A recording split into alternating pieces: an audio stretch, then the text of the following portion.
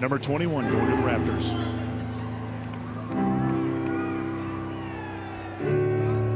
For me, it's great to see him where he is now, as a man, as a father, and it's nice to see him actually step away from the game on his own. Tim is the best teammate in professional sports history, without question.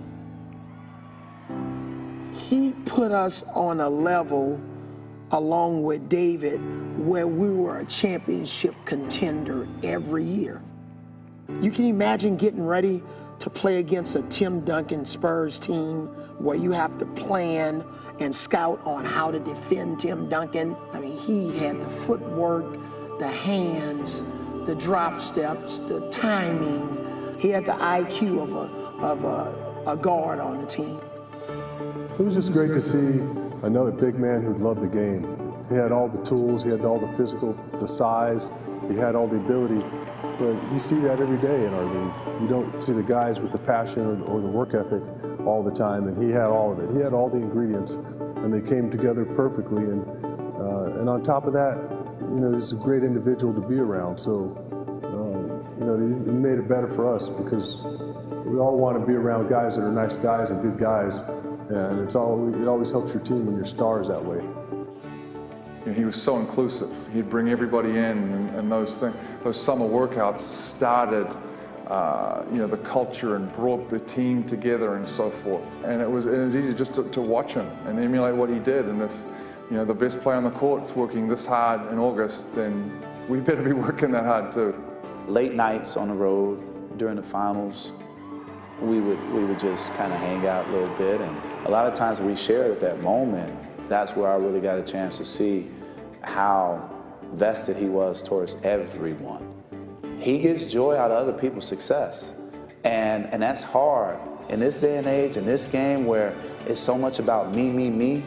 TD is very comfortable with who he is. You look at TD's smile when Tony wins the MVP during the finals in 07. You see pride there. When you see Kawhi receive the MVP, TD's smile, it says a lot. I see the pride and joy of really celebrating someone else's in their success. Especially for David, because he had just an awesome game to end his career, and that's pretty special. And there's some guys, though, that are uncoachable. You know, you just saw one right there. The guy who was a big guy, just walked by. Let me just say that when I go to dinner with the coaches, you know, before the meal comes, we raise our glass and we say, "Thank you, Tim." As we raise number 21 to the rafters of the AT&T Center, it seems only right to reflect on the history of the Spurs and what Tim Duncan has meant to the silver and black. I'm the root of the tree. David Robinson is the trunk of the tree. And Tim Duncan is the branches and the flowers of the tree. And here you got a beautiful tree that's been around a long time, man, and it's sprouting nothing but beautiful flowers. The San Antonio Spurs putting on a clinic. Clearly, his resume, his achievements can match up with just about anyone in the league's history. But as a person, as a leader, to take this franchise on his back and to help build what this franchise has done, maybe the best sports franchise over the last 20 years, is remarkable. And so I think Tim has cemented his legacy in many areas, as a leader, as a player, and as a person. Blocked by Duncan. That's his 31st block shot of this series. That's a new record. I miss most his presence. It's got nothing to do with points or rebounds or block shots. His presence.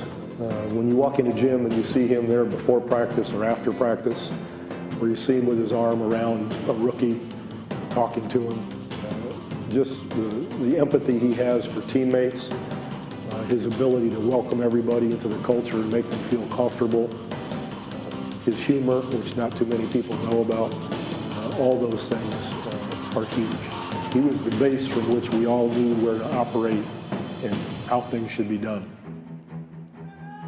He set such a high bar for himself that I think it just held us all to a standard that was challenging and but it was real because he was engaging himself so much. Tim Duncan have done for this community, man, is he made us a champion. No Tim, no championships. I think that's the key.